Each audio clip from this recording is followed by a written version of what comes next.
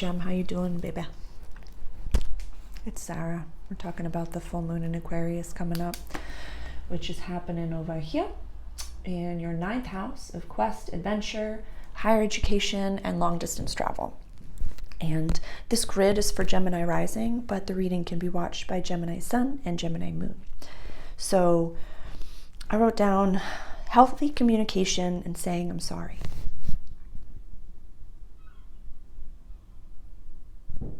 I love you, and normally I have harsher readings for the fire signs, and I feel very comfortable and confident communicating those to them. But you are a very powerful communicator, and you scare me sometimes. So I'm going to use some harsh words here and try not to get uncomfortable and just give you the reading that is coming through. These messages are not just for me. I'm happy to share them here with you.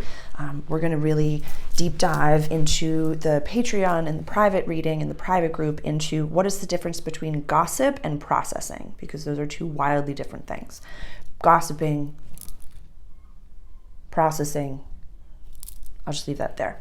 So if you're interested in joining the private group, please, the link for that is below. And I just have the one tier for every single rising sign video, all of my leadership, all of my good things, everything Sarah is going in that group. So you're welcome to join us there.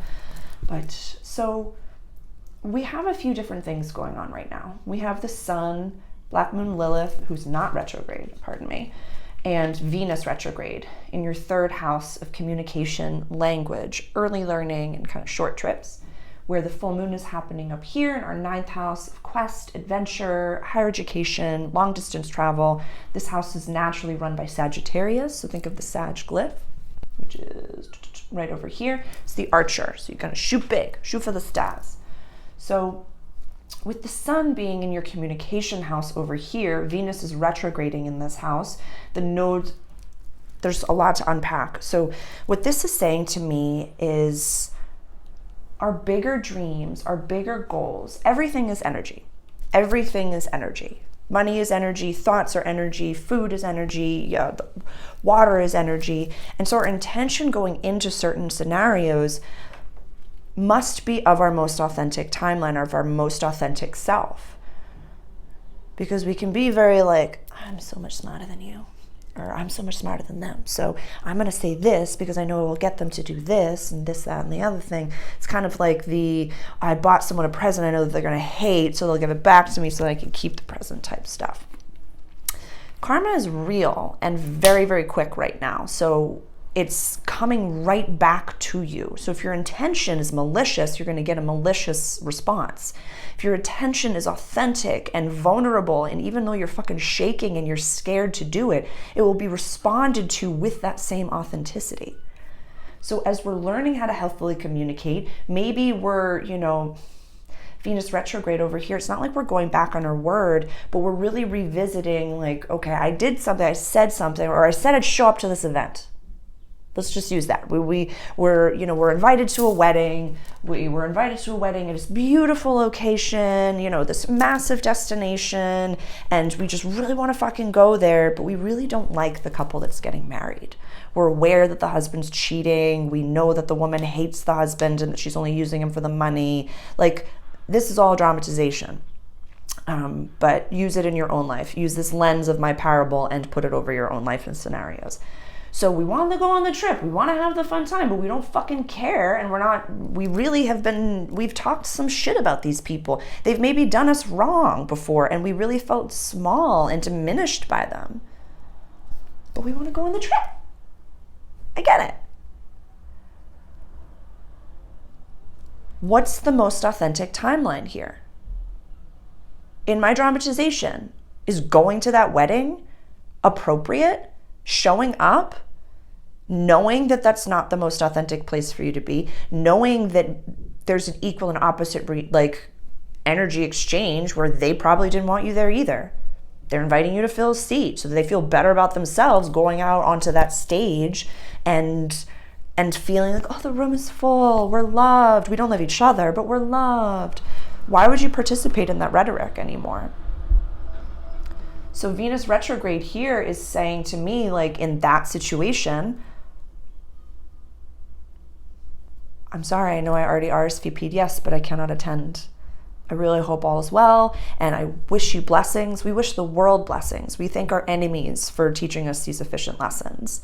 And then release that, and then maybe look at going on a trip by yourself with a few chosen people that you appreciate, with your partner that you love and respect, and have it be something maybe on a smaller scale that is just more naturally suited to the real you. Or a staycation. You already took the time off. Don't go anywhere. Save some paper. Like whatever is best for you. But honor your most authentic self right now. We're in that odd, I want to draw a picture. We're in that odd space.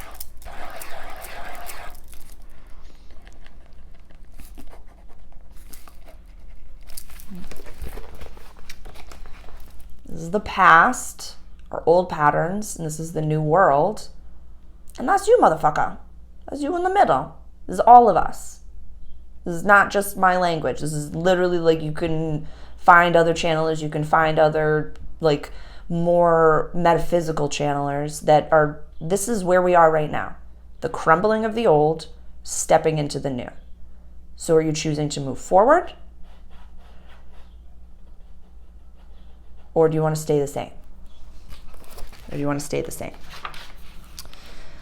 And even just by having that chat and sending that email, you change the world. That ripple effect goes all the way out.